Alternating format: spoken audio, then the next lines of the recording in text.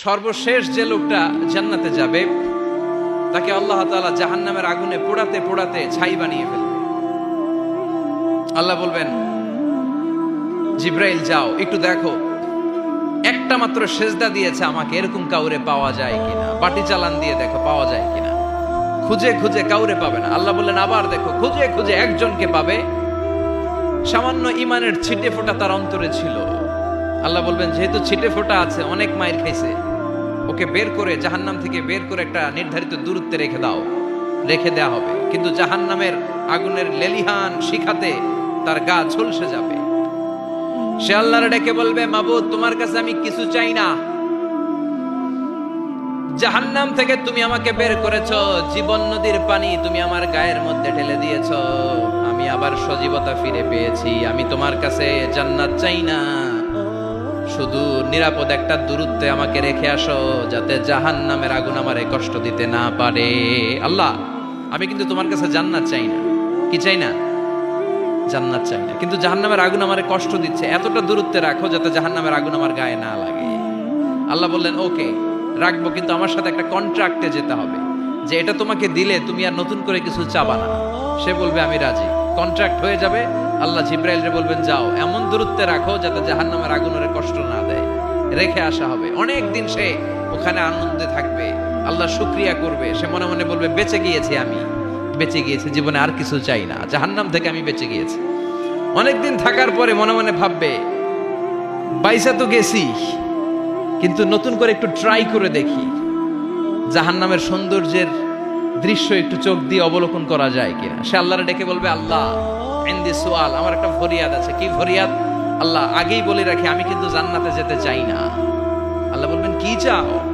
সে বলবে, আল্লাহ তোমার জান্নাতটা তুমি কত সুন্দর করে বানিয়েছো, আমি একটা নজর শুধু দেখতে চাই। জান্নাতের দরজার সামনে নিয়ে যদি আমারে বসিয়ে রাখো, দ্যাটস ইনাফ, আর কিছু চাই না, শুধু জান্নাতের দরজার সামনে। আল্লাহ বললেন, তুই না ওয়াদা করেছিস, তুই না চুক্তি করেছিস।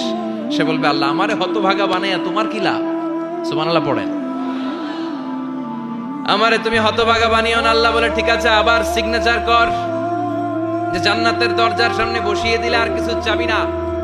সে সিগনেচার করে বলে, আমি চাবো না। আল্লাহ বললেন, জিব্রাইল বেচারারে ধরে জান্নাতের গেটের সামনে বসায় দে। এবার জান্নাতের গেটের সামনে বসে বসে জান্নাতের সৌন্দর্য দেখা শুরু করবে। সুবহানাল্লাহ। এমন সৌন্দর্য যেটা চোখ দিয়ে কেউ দেখে নাই, কান দিয়ে শুনে নাই। ওই সৌন্দর্য চোখে দেখে, কান দিয়ে আওয়াজ শুনে মাগার ভোগ করতে পারে না। অন্তরে জ্বালা আছে না নাই? এয়ার কন্ডিশনের রুমে ঢুকতে না পারলেও, এয়ার কন্ডিশনের রুমের দরজার বাইরে দাঁড়ালো, এয়ার কন্ডিশনের রুমের একটা ঠান্ডা বাতাস গায়ে লাগে না? কথা বলেন তো। ও যখন জান্নাতের দরজার সামনে দাঁড়াবে, ওর গায়েও এরকম জান্নাতের ঠান্ডা বাতাসের হিমেল ছোঁয়া গাটাকে শীতল করে দিবে। ওই শীতল হয়ে যাওয়ার পরে আর তো সহ্য হবে না, আবার আল্লাহরে ডাকবে। মনে মনে ভাববে, আর একটু ট্রাই করি না, দোষ কি, আস্তে আস্তে অনেক দূর তো আগাইছি। সুবহানাল্লাহ কইবেন না?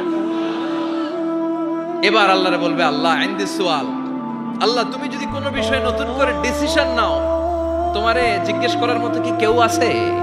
আল্লাহ বলে, না, আমি তো সব রাজার বড় রাজা, মহারাজা, আমার উপরে তো কারো কথা চলে না।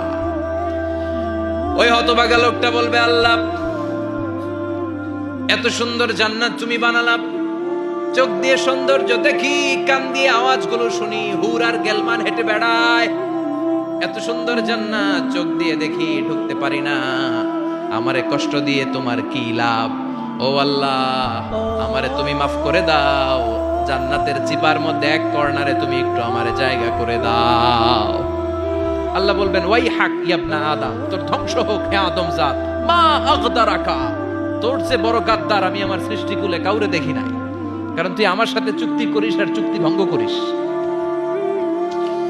আল্লাহর রহমতের দরিয়ায় তখন জোশ খেলে যাবে, ওর আকুতি মিনতি চাহনি আল্লাহর রহমতের দরিয়ার মধ্যে জোশ লাগিয়ে দিবে।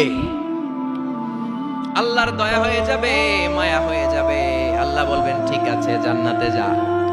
লোকটা এবার এক দৌড়ে জান্নাতের ভিতরে ঢুকে যাবে। লোকটার দৌড় দেখে আবার লোকটারে আল্লাহ ডেকে বলবে, একটু দাঁড়া, একটু দাঁড়া, জান্নাত তো দিছি, তো দৌড় দিলি কেন? সুবহানাল্লাহ কইবেন না?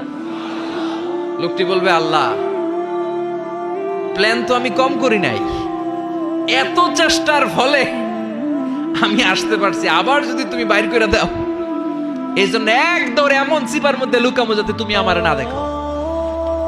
আবার আল্লাহর রহমতের দরিয়ায় জোশ খেলে যাবে, আল্লাহ কাছে ডাকবে, কাছে আয়, ও গোলাম তোর কি মনে চায় আমারে বল, আজকে তুই চাইতে থাক, আমি দিতে দিতে তোর মনের সব আশা পূরণ করে দেব।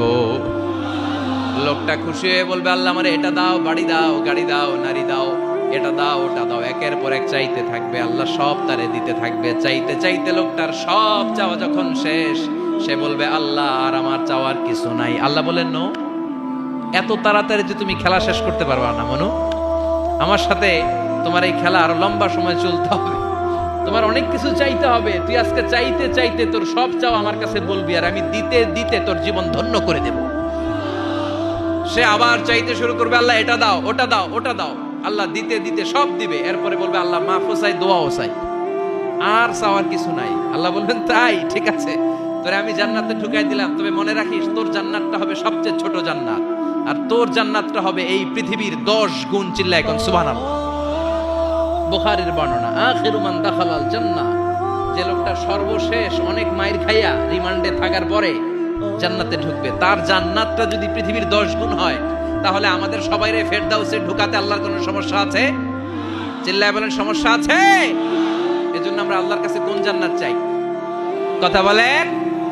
রব্বুল আলামিন বলেন, ওয়াসিকাল্লাযীনা ইত্তাকাউ রাব্বাহুম ইলাল জান্নাতি যুমারা হাত্তা ইযা জাউহা ওয়া ফুতিহাত আবওয়াবুহা ওয়া ক্বালা লাহুম খাযানাতুহা সালামুন আলাইকুম তিবতুম ফাদখুলুহা